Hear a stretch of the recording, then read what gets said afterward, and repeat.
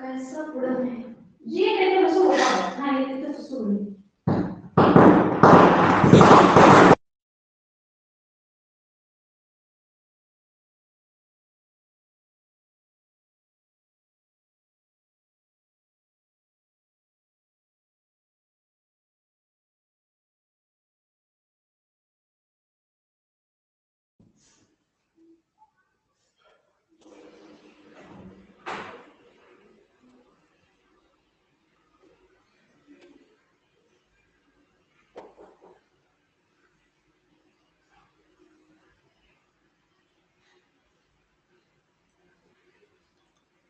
Good evening. आज आपण घनाकृती ठोकळा भाग 2 उदाहरण पाहणार आहोत. खाली एकाच ठोकळ्याच्या 3 स्थितीतील आकृत्या दर्शवल्या आहेत. त्या आकृत्यांचं निरीक्षण करून पुढील प्रश्नांचे योग्य उत्तरे आपल्याला या ठिकाणी निवडायची आहेत. आता एकच घनाकृती ठोकळा आहे आणि तो 3 वेगळ्या प्रकारच्या स्थितीमध्ये दिलेला आहे. असं ज्यावेळेस एकच ठोकळा वेगळ्या स्थितीमध्ये दिला जातो त्यावेळेस लक्षात ठेवा त्याच्यावरचे अंक विचारात घ्यायचे. साधारणतः 1 2 3 4 5 आणि 6 हे क्रमाने 6 अंक आहेत.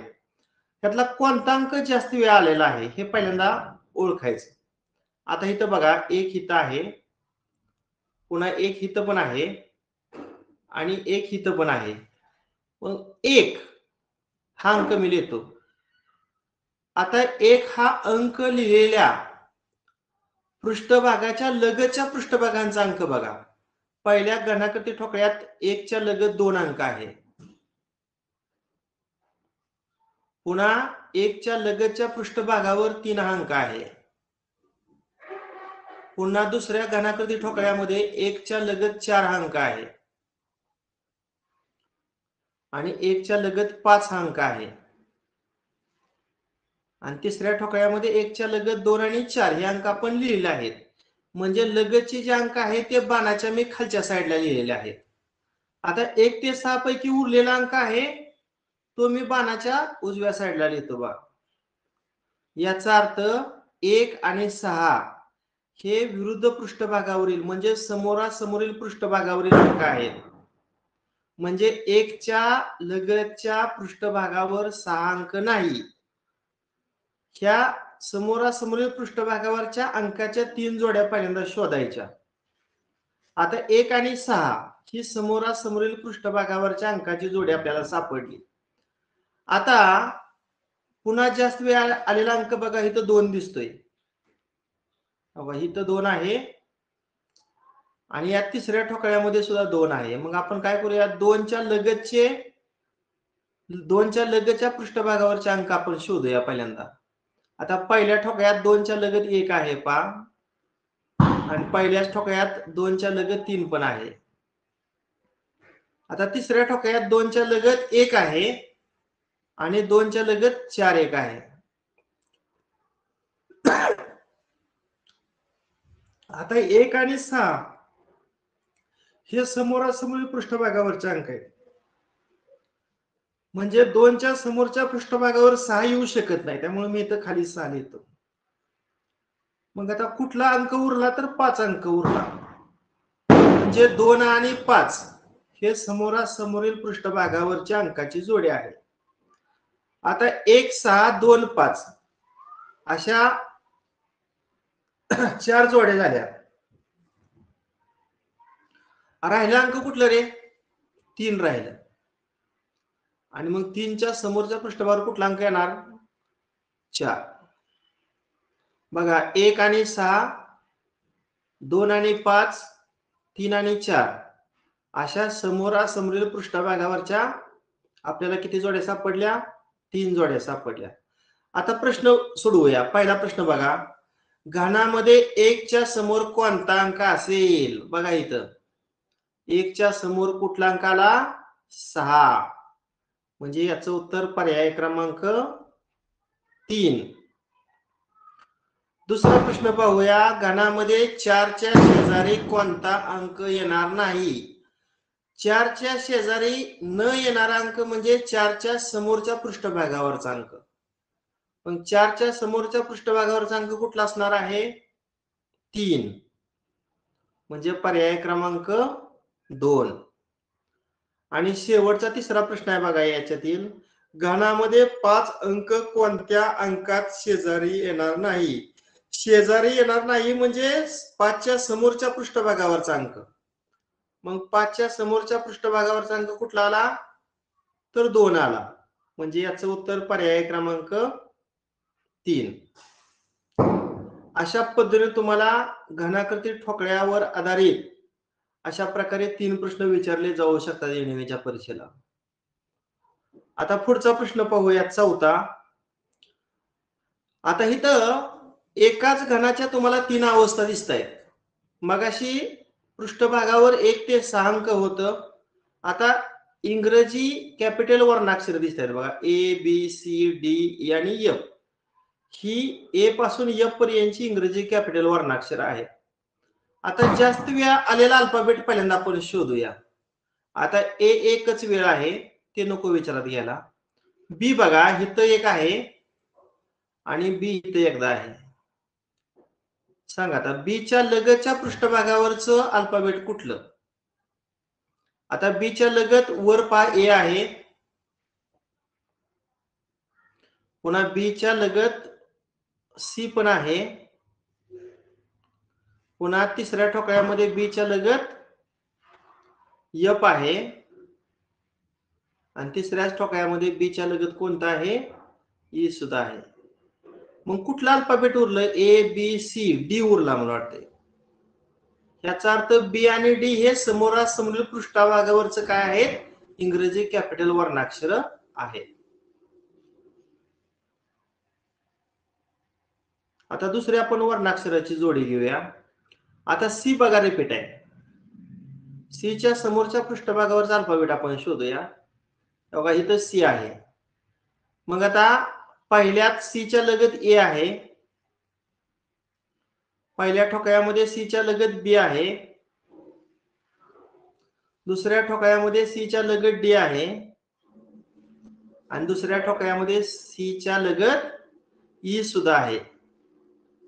मग A पासून F पर्यंत मला वाटतं F अल्फाबेट उरलं. याचा अर्थ C आणि F हे समोरासमोरील पृष्ठभागावरचा अल्फाबेट आहे. मग आता बघा A उरलाय आणि A पासून F पर्यंतचा कुठला अल्फाबेट उरलाय? ABCD आणि E एक उरलाय. आपल्याला समोरासमोरील पृष्ठभागावरच्या 3 जोड्या मिळाल्या की मग आपण प्रश्नाकडे जाऊया. बघा प्रश्न 4था आहे, B अक्षराच्या विरुद्ध पृष्ठभागावर कोणते अक्षर असेल? बघा इथं B च्या समोरच्या पृष्ठावर कुठला अल्फाबेट आलं? D. म्हणजे याचं उत्तर पर्याय क्रमांक 2 हे आहे. पुढचा प्रश्न आकृती 3च्या, म्हणजे ही 3 नंबरची आकृती विचारात घ्यायची. आकृती 3च्या तळाच्या पृष्ठभागावर कोणतं अक्षर असेल? आता वरचं अल्फाबेट आहे ते F आहे पहा. वरचा अल्फाबेट कोणता आहे? F आहे. मग तळाचं अल्फाबेट विचारले म्हणजे वरच्या पृष्ठभागाचं विरुद्ध पृष्ठभाग म्हणजे तळाचं. मग F चं विरुद्ध पृष्ठभागावरचा अल्फाबेट बघा.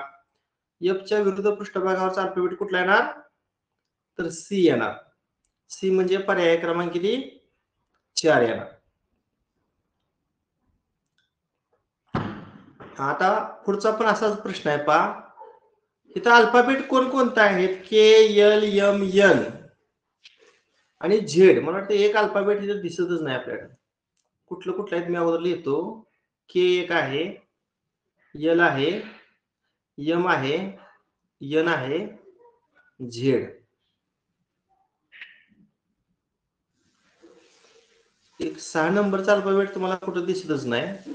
बरं असू द्या, काय अडचण आल्यानंतर आपण नंतर पाहूया. आता L अल्फाबेट बघा, इथं एक आहे, पुन्हा इथं पण Lच आहे आणि इथं एक L आहे. अगोदर मी L लिहितो.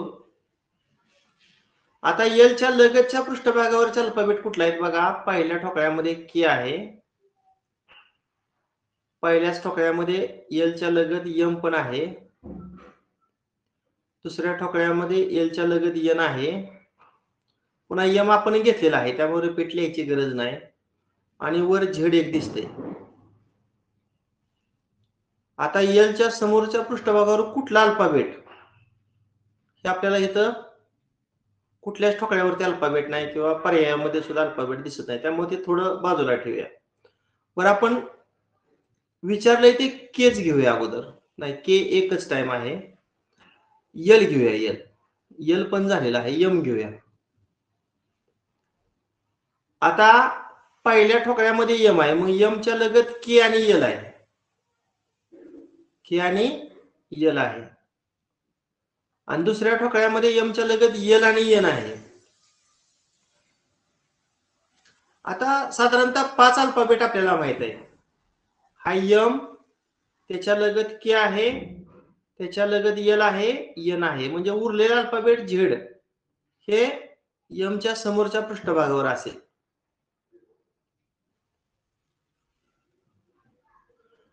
अजून एक आपल्याला जोडी हवे आहे. बरं, आपण केच घेऊन पाहूया. आता के पहिल्या घनाकृती ठोकळ्यामध्ये, मग केच्या लगत यल आणि यम आहेत. आपल्याला जे 5 माहित आहेत त्यात यम आणि झेड हे समोरासमोर पृष्ठभागावरचे अल्फाबेट आहेत. म्हणजे यम आणि झेड म्हणजे केच्या समोर झेड असू शकत नाही, कारण यमची जोडी झेडशी आहे. त्यामुळं मी लगतच्या पृष्ठभागावर झेड लिहितो. मग आता केच्या समोरच्या पृष्ठभागावर उरलेला अल्फाबेट कुठला वरच्या 5 पैकी? बघा, के यल यम, यन उरला, यन. आता यलची जोडी नाही जरी सापडली तरी ह्या 2 जोड्यावरून आपण हे उत्तर काढू शकतो. प्रश्न 6वा पहा. केच्या विरुद्ध पृष्ठभागावर कुठले मूळाक्षर आहे? आता बघा, केच्या विरुद्ध पृष्ठभागावर कुठलं आलं? यन आलं. म्हणजे पर्याय क्रमांक 3. पर्याय क्रमांक 3. आणि कोणते मूळाक्षर यमच्या विरुद्ध पृष्ठभागावर आहे? आता यमच्या विरुद्ध पृष्ठभागावर आपलं झेड आलं. झेड म्हणजे पर्याय क्रमांक 1. नेक्स्ट, एका ठोकळ्याच्या 2 अवस्था खाली दाखवल्या आहेत. जेव्हा ठोकळ्याच्या वरच्या पृष्ठभागावर 5 अंक असेल तेव्हा तळाच्या पृष्ठभागावर कोणता अंक असेल? आता एकाच घनाच्या 2 अवस्था आहेत.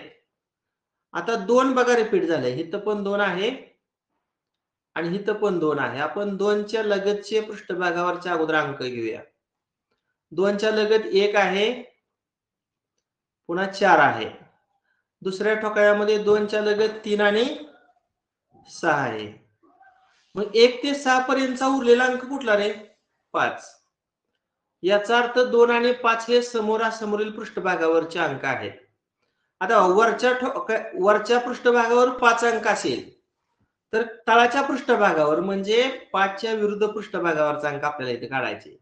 आणि आपण काढलाय. 5च्या विरुद्ध पृष्ठभागावरचा अंक काय आला? 2. बरोबर आहे. 8व्याचं उत्तर पर्याय क्रमांक 1 आहे. त्यानंतर पुढचा प्रश्न 9वा पहा. एक फसा 4 वेळा फेकल्यानंतर त्याची स्थिती खालील प्रमाणे दिसून आली. 6 क्रमांक असलेल्या पृष्ठभागाच्या विरुद्ध असलेल्या पृष्ठभागावर कोणता अंक असेल? आता डायरेक्ट उत्तर काढायचं म्हटलं तर 6च्या लगत 2, 3, 4 आहे. पण डायरेक्ट आपण ह्याचं उत्तर काढूया. मी डायरेक्ट 6 लिहितो. आता बघा, पहिल्या ठोकळ्यामध्ये 6 आहे, मग 6च्या लगत काय येते? 2 आणि 3 येते. मग लगतचे जे अंक आहेत ते मी बाणाच्या खालच्या बाजूला लिहितो. आता दुसऱ्या ठोकळ्यामध्ये पण 6 आहे, मग 6च्या लगत काय आहे? 2 आणि 4. त्यातलं 2 लिहिलं आहे म्हणजे उरलं कुठलं? 4. मग 6च्या समोरच्या पृष्ठभागावर तिसऱ्या ठोकळ्यामध्ये 6 आहे की, मग 6च्या लगत 4 आणि 5 आहे. त्यातलं 4 लिहिले म्हणजे राहिले काय? 5. आता कुठला अंक उरला रे? 1 ते 6 पैकी मला वाटतं 1 उरला. याचा अर्थ 6 या पृष्ठभागाच्या विरुद्ध पृष्ठभागावर 1 अंक असेल. म्हणजे याचं उत्तर पर्याय क्रमांक 1. 9व्याचं उत्तर पर्याय क्रमांक 1.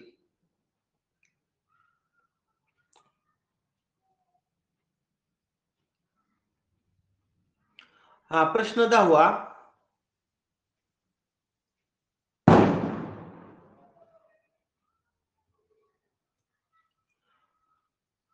सूचना आहे पहा. एका घन ठोकळ्याच्या दोन स्थिती खाली दाखवल्या आहेत. जेव्हा त्या ठोकळ्याच्या वरच्या पृष्ठभागावर 4 ठिपके असतील तेव्हा तळाच्या पृष्ठभागावर किती ठिपके? बघा, वरचा पृष्ठभाग आणि तळाचा पृष्ठभाग हे समोरासमोरील पृष्ठभागावरचे समोरासमोरचे पृष्ठभाग आहे. म्हणजे 4च्या विरुद्ध पृष्ठभागावरच आपल्याला ठिपक्यांची संख्या काढायची. म्हणजे 4 ठिपकं न काढता 4 अंक लिहितो. आता पहिल्या आकृतीत बघा, 4च्या लगतच्या पृष्ठभागावर 1 ठिपका आहे. पुन्हा 4च्या लगत 5 ठिपका आहेत. दुसऱ्या ठोकळ्यामध्ये 4च्या लगत 6 ठिपका आहेत आणि 4च्या लगत 2 ठिपका आहेत. म्हणजे आता 1 ते 6 पर्यंत कोणता अंक उरला? तर 3 अंक उरला. याचा अर्थ 4च्या विरुद्ध पृष्ठभागावर 3 ठिपका असतील. 3 ठिपक म्हणजे पर्याय क्रमांक 3.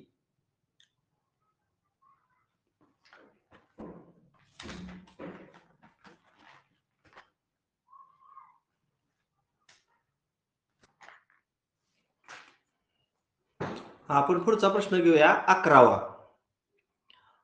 बघा, इथं एकाच घनाकृती ठोकळ्याच्या तुम्हाला 3 अवस्था दिसत आहेत. आता कोणता अंक रिपीट दिसतोय तुम्हाला? एक तर अंक एकदा दिसतोय. हा, 2 रिपीट आहे. बघा, इथे 1 2 आहे आणि इथे 1 2 आहे. आता मी इथं 2 लिहितो.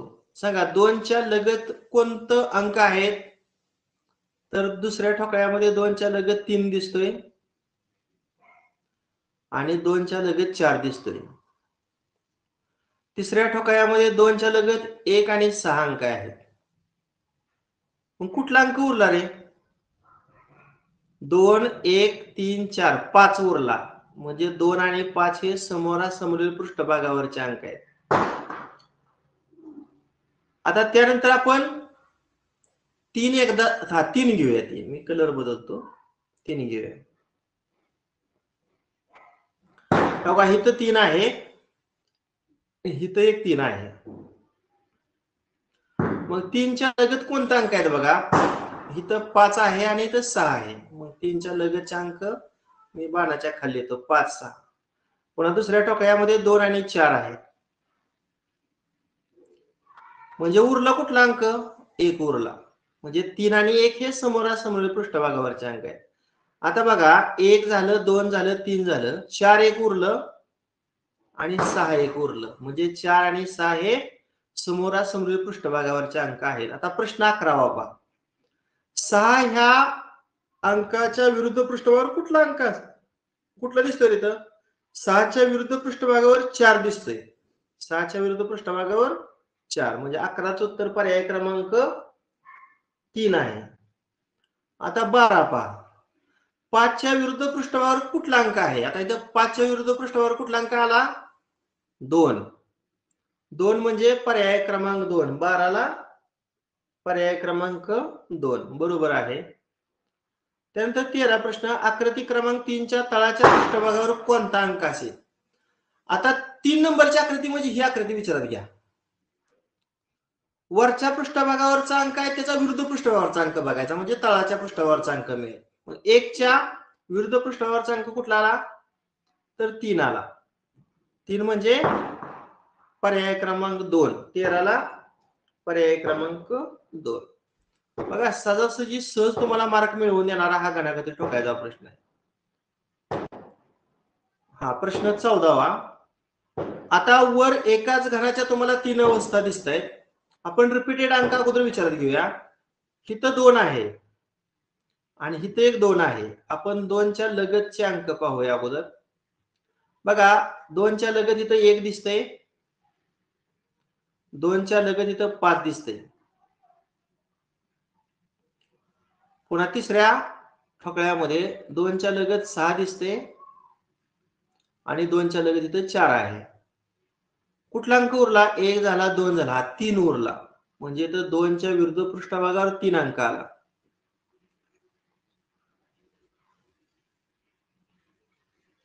आता त्यानंतर रिपीट अंक कुठला आहे? बघा, 3 एकदाच आहे, 4 पण एकदाच आहे, 5 घेऊन पाहूया. 5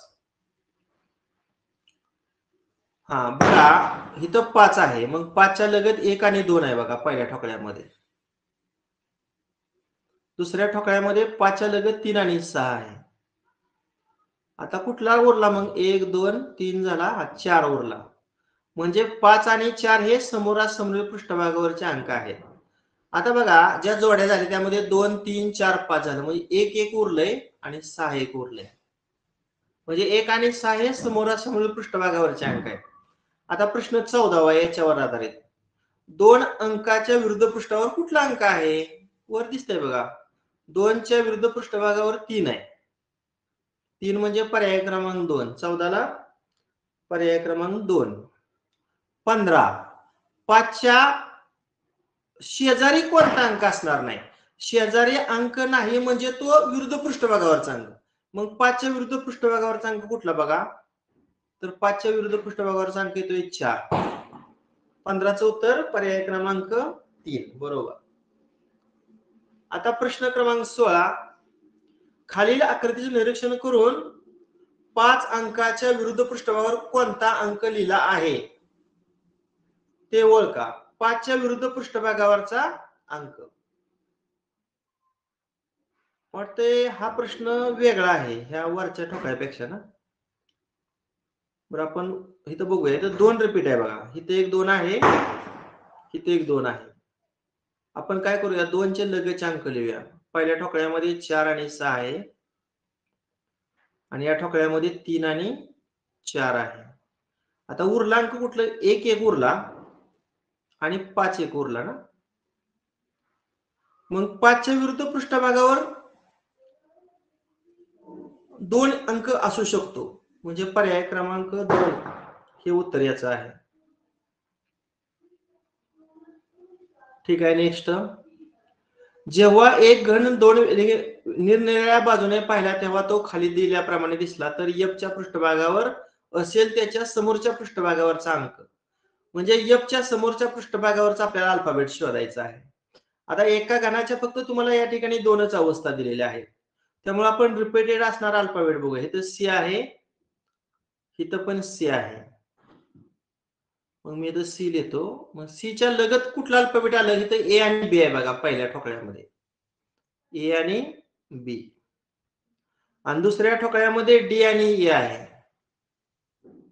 मग आता कुठला अल्फाबेट उरला? तर एफ अल्फाबेट उरला. याचा अर्थ सीच्या विरुद्ध पृष्ठभागावर एफ म्हणजेच एफच्या समोरच्या पृष्ठभागावर सी. म्हणजे 17चं उत्तर पर्याय क्रमांक 2. त्यानंतर पुढचा प्रश्न पहा. एका घनाच्या तुम्हाला या ठिकाणी सुद्धा 3 अवस्था दिसत आहेत. मगाशी सांगितल्या पद्धतीने आपण रिपीट झालेला अल्फाबेट बघूया. ए सिंगल टाइम आहे. हा बी घेऊया बघा. इथं पण बी आहे आणि तिसऱ्या ठोकळ्यामध्ये सुद्धा बी आहे. आपण बीच्या लगतच्या पृष्ठभागावरचं बघा अल्फाबेट ए आणि ई आहे बघा पहिल्या ठोकळ्यामध्ये. ए आणि ई. आणि तिसऱ्या ठोकळ्यामध्ये डी आणि एफ आहे. कुठला अल्फाबेट उरलं? सी अल्फाबेट उरला. म्हणजे बी आणि सी हे समोरासमोरील पृष्ठभागावरचे अल्फाबेट आहे. आता त्यानंतर आपण सी सिंगल टाइम आहे. डी डी पण सिंगल आहे. हा ई रिपीट झाले बघा. ई ई घेऊया ई. हा आता ईच्या लगतच्या पृष्ठभागावरचे अल्फाबेट सांगा. बघा इथं ई आहे. ईच्या शेजारी ए आणि बी आहे.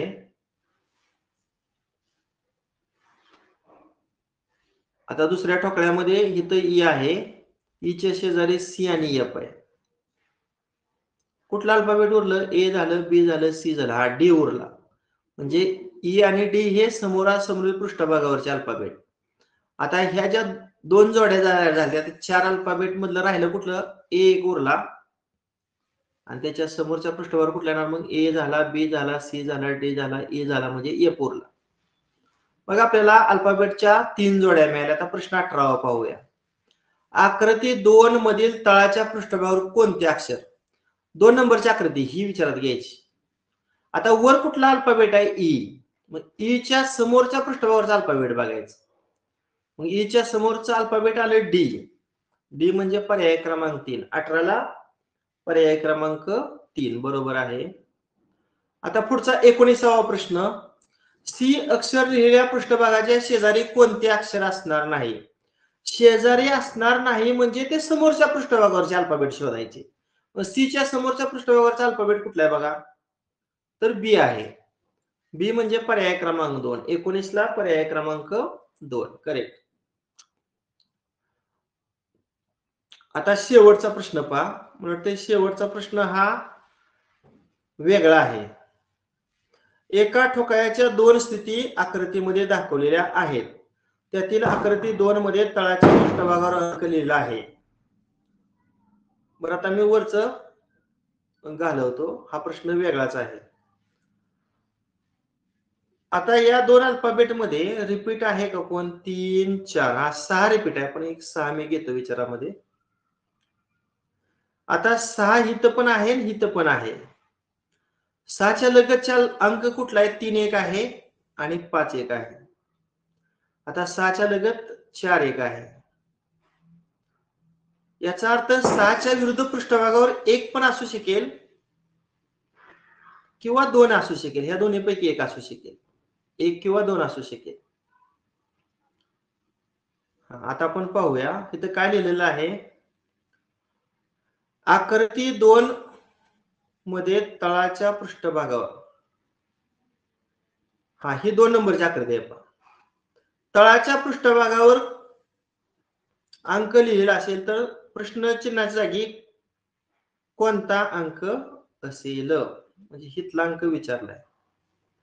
आता या ठिकाणचा अंक आपल्याला काढताना 6च्या समोरचं तर नाही येणार, म्हणजे 1 आणि 2 नको गेला, 4 पण नको गेला. 1 2 4 सोडल्यावर राहिलं कुठलं? 3 आणि 5 उरलं ना. 3 आणि 5 पैकी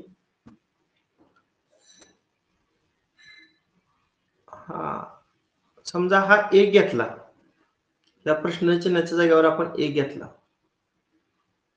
तर 6च्या लगत 3 5 आणि 1 4 वेगवेगळ्या येतात अल्फाबेट. त्यामुळे ह्या प्रश्नचिन्हाच्या जागेवर 1 असणार. कारण 6च्या लगतच्या पृष्ठभागावर 3 5 6 4 म्हणजे 6च्या विरुद्ध पृष्ठभागावर 2 असेल. 6च्या विरुद्ध पृष्ठावर 2 असेल म्हणजे 6च्या लगतच्या पृष्ठभागावर कुठेही तुम्हाला 2 दिसत नाही. असं ऑब्झर्वेशन हे उदाहरण आपल्याला सोडवायचं होतं. त्यानंतर प्रश्न 21वा. खाली एका घनाच्या 3 स्थिती दर्शवल्या आहेत. या स्थितीचा अभ्यास करून एक टिंब असलेल्या पृष्ठभागाच्या समोरील पृष्ठभागावर किती टिंब दिसतील? आता साधारणतः 1 टिंब मी इथे लिहितो. 1 टिंब न करता 1 अंक लिहितो. आता पहिल्या ठोकळ्यामध्ये 1 आहे. मग 1च्या लगत 2 ठिपका आहेत. पहिल्या ठोकळ्यामध्ये 1च्या लगत 3 पण ठिपका आहेत. पुन्हा दुसऱ्या ठोकळ्यामध्ये 1च्या लगत 2 आहेत आणि 1च्या लगत 5 पण आहेत. बरं ठीक आहे, आपण 2 ठिपका आता घेऊया. 2 हे तसंच पेंडिंग ठेवूया. आता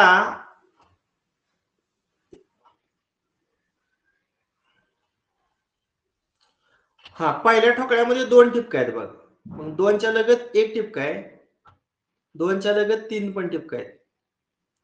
दुसऱ्या ठोकळ्यामध्ये पण 2 ठिपका आहेत, 2च्या लगत 1 ठिपका आहे आणि 2च्या लगत 5 ठिपका आहेत. तिसऱ्यामध्ये पण 2 ठिपका आहेत, 2च्या लगत 5 ठिपका आहेत आणि 2च्या लगत 6 पण ठिपका आहेत. आता इथे येते उत्तर बघा.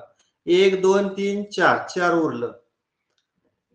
याचा अर्थ 2च्या विरुद्ध पृष्ठभागावर 2 ठिपका असणाऱ्या पृष्ठभागाच्या विरुद्ध पृष्ठभागावर 4 ठिपका असतील. आता 2च्या समोर 4 आहेत. 2च्या समोर काय आहेत? 4 आहेत. त्यामुळे इथं 4 आपण घेऊया. म्हणजे 1च्या समोर कुठला राहिला? तर 6 राहिला. मग 1 टिंब असणाऱ्या पृष्ठभागाच्या समोरच्या पृष्ठभागावर 6 टिंब असतील. पर्याय क्रमांक 4. नेक्स्ट बघा, एकाच घनाच्या तुम्हाला या ठिकाणी सुद्धा 3 अवस्था दिसत आहेत. आता इथं दिलेलं जे अल्फाबेट आहेत ते पहिल्यांदा इंग्रजी वर्णाक्षर आहेत बघा. A, E, I, O, तुम्ही म्हणताल यू कुठे दिसत नाही, पण पर्यायात आहे बघा, एका पर्यायात यू आहे आणि एकच व्यंजन आहे ते म्हणजे टी. म्हणजे 5 स्वर आणि एक व्यंजन असे 6 अल्फाबेट्स आहेत. आता कोणता अल्फाबेट रिपीट आहे बघूया आपण. इथं ए दिसतंय बघा, पुन्हा इथं पण ए दिसतंय. आपण ए च्या लगतचा अल्फाबेट अगोदर शोधूया. ए च्या लगत पहिल्या ठोकळ्यामध्ये ओ आणि ई दिसतंय पहा, ओ आणि ई. दुसऱ्या ठोकळ्यामध्ये टी आणि ओ दिसतंय, टी आणि ओ. मग कुठला अल्फाबेट उरलं बघा बरं. ए ई आय कुठे दिसत नाही, आय म्हणजे इथं आय लिहितो. म्हणजे ए आणि आय हे समोरासमोरील पृष्ठभागावरचे अल्फाबेट आहेत, ए आणि आय. ए आणि आय. आता दुसरी जोडी ओ घेऊया, ओ. आता ओ च्या लगतचा अल्फाबेट अगोदर आपण शोधूया. बघा इथं पहिल्या ठोक्यात ओ आहे, ओ च्या लगत ए आणि ई दिसते पहिल्या ठोकळ्यामध्ये आणि दुसऱ्या ठोकळ्यामध्ये ए आणि टी, त्यातलं ए घेतलंय म्हणजे टी राहिले. आणि तिसऱ्यामध्ये बघा इथं ओ आहे, ओ च्या लगत आय आणि टी आहे. आता टी घेतले म्हणजे आय उरलं. आता ए ई आय ओ यू उरलं, म्हणजे ओ आणि यू, ओ आणि यू हे समोरासमोरील पृष्ठभागावरचे काय आहेत, इंग्रजी वर्णाक्षर आहेत. मग आता शेवटची जोडी कोणती उरली बघा, ए ई एक उरली, E. A E I O U आणि टी एक उरलं, टी. ई आणि टी हे समोरासमोर पृष्ठभागावरचे अल्फाबेट आहेत. आता प्रश्न 22 कडे आपण लक्ष देऊया. ज्या पृष्ठभागावर ई लिहिलेलं आहे त्याच्या समोरच्या पृष्ठभागावर कोणतं अक्षर असेल. मग ई च्या समोरचं अल्फाबेट कुठलं आलं बघा इथं, तर टी आलं. टी म्हणजे पर्याय क्रमांक 1. 22 ला पर्याय क्रमांक 1 बरोबर. पुढचा 23. ओ लिहिलेल्या पृष्ठभागाच्या समोरच्या पृष्ठभागावर कोणते अक्षर. मग ओ च्या समोर बघा इथं ओ आहे, ओ च्या समोर यू येते, यू म्हणजे पर्याय क्रमांक 3. 23 ला पर्याय क्रमांक 3. तर बराच वेळ तुमचा आवाज बंद केला होता, आता सर्वांचा आवाज चालू करतो, बघूया आता तुम्हाला पण उत्तर देता येतील. बघा पुढचा प्रश्न आहे, एकाच फाश्याच्या 2 वेगळ्या प्रकारच्या आकृत्या खाली दाखवल्या आहेत. जेव्हा एक हा अंक खालच्या बाजूला असेल तेव्हा वरच्या पृष्ठभागावर कोणता अंक असेल. याचा अर्थ 1 च्या विरुद्ध पृष्ठभागाचा आपल्याला अंक शोधायचा आहे. आता मला सांगा, 1 लिहिलं मी, 1 च्या लगत कुठला अंक आहे, बघा 1 च्या लगत कुठला आला, 2 आणि 3. आणि इथं 1 आहे, 1 च्या लगत काय आहे, 4 आणि 6. पर्याय क्रमांक 1 4 आणि 6. 1 2 3 4 6 झालं, राहिला कुठला 5. 5. मग 1 च्या विरुद्ध पृष्ठभागावर 5 म्हणजे 24 ला पर्याय क्रमांक 1. नेक्स्ट माईक बंद करा रे सर्वांनी. हा ओके. आता एकाच घनाच्या 3 अवस्था आहेत. मला सांगा रिपीटेड असणारा अंक कुठला रे. एक सिंगल दिसतोय ना, कुठला अंक घेऊया. 2 पण सिंगलच आहे ना, 3 पण सिंगल आहे. क्रमाने जाऊया आपण. हा 4 घेऊया, 4. इथं 4 आहे, पर्याय क्रमांक 2. 4 आहे. पर्याय क्रमांक 2. 1 आणि 5. पर्याय क्रमांक 2. हा चेक करतोय. पर्याय क्रमांक 2. कुठला अंक उरला, 1 2 उरला, म्हणजे 4 च्या विरुद्ध पृष्ठभागावर 2 येणार.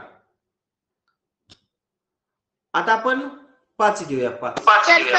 पर्याय क्रमांक 3. सर 26 पर्याय क्रमांक 3. आता पहिल्या ठोक्यामध्ये बघा 5 26 पर्याय क्रमांक 3. आणि दुसऱ्या ठोकळ्यामध्ये 5 च्या लगत 2 आणि 6. मग आता कुठला अंक उरला, 1 2 झाला, 3 उरला. हा म्हणजे 5 आणि 3 हे समोरासमोर पृष्ठभागाच्या अंकाची जोडी आली. मग शेवटी कुठले उरलं, 1 उरला आणि 6 उरलं. आता बघा प्रश्न 25. आकृती 2च्या तळाच्या पृष्ठावर कुठला अंक? म्हणजे वरच्या पृष्ठभागावर 4 आहे, मग 4च्या विरुद्ध पृष्ठावरचा अंक कुठला? तर 2. 25 ला पर्याय क्रमांक 2. त्यानंतर पुढचा प्रश्न क्रमांक 26 पर्याय क्रमांक 3. 5 अंक लिहिलेल्या पृष्ठभागाच्या शेजारी कोणता अंक असणार नाही? म्हणजे 5च्या विरुद्ध पृष्ठभागावरचा अंक. मग 5च्या विरुद्ध पृष्ठभागावरचा अंक येतोय 3. म्हणजे 26 ला पर्याय क्रमांक 3. आता याचं उत्तर तुम्ही शोधा बघू, तुम्हाला वेळ देतो.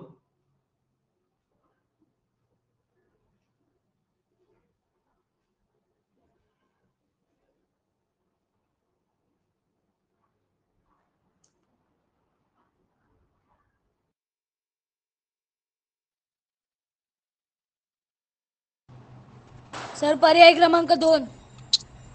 पर्याय क्रमांक 2. सर पर्याय क्रमांक 2 महिमा कसबे. पर्याय क्रमांक 2.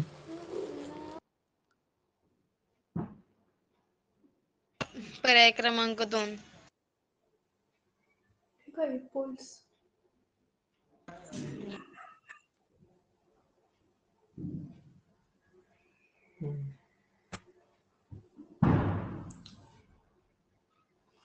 बरं, आपण शोधूया सर्वांसाठी.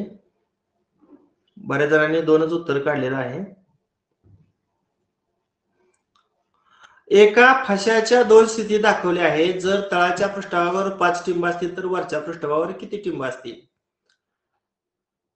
आता इथं पण तुम्हाला 5 टिंब दिसत आहेत आणि इथं पण 5 टिंब दिसत आहेत. मग 5च्या लगतच्या पृष्ठभागावरचे टिंब आपण मोजूया.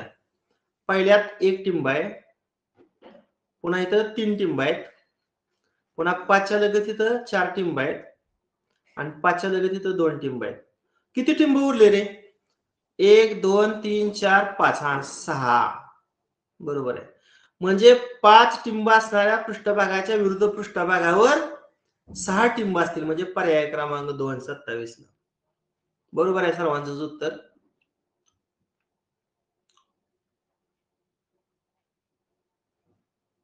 आता हे सोडवा. चला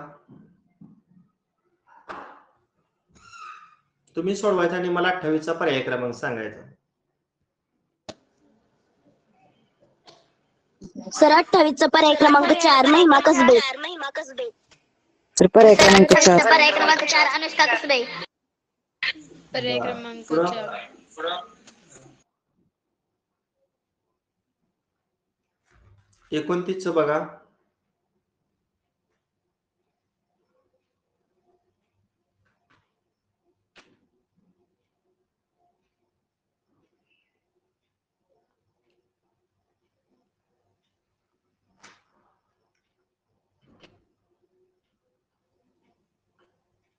सर पर्याय क्रमांक 4. पर्याय क्रमांक 4. बरोबर आहे. आपण चेक करूया एकदा. आता सीच्या तळाच्या पृष्ठभागावर सी आहे तर वरच्या म्हणजे सीच्या विरुद्ध पृष्ठभागावरचा अल्फाबेट शोधायचे.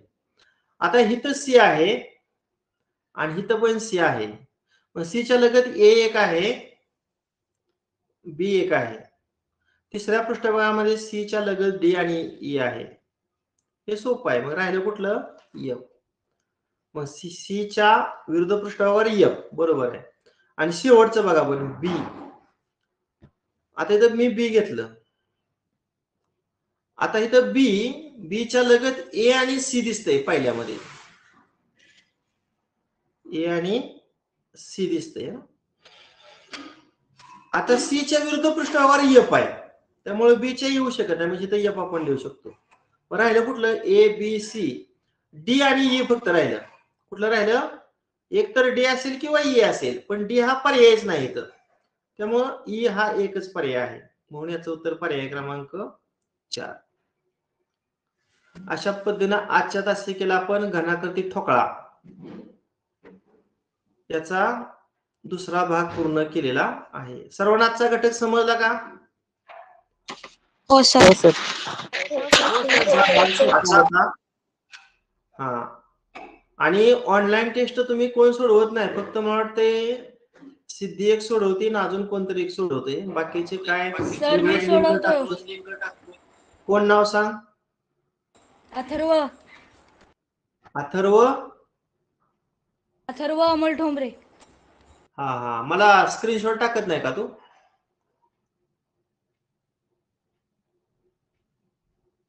सोडवा आणि स्क्रीनशॉट मला पाठवा म्हणजे लक्षात येईल किती जण सोडवतात. आपली परीक्षा 28 डिसेंबरला आहे. सर मी पण त्यामुळं सोडवते. रोज एक टेस्ट सोडल्यानंतर तुमचा अभ्यास होईल. ठीक आहे. आणि संख्या फार कमी झाली. आज पण 31च विद्यार्थी आहेत. परीक्षेचं थोडं गांभीर्य घ्या. ठीक आहे, बस करूया. Okay, bye. Bye sir.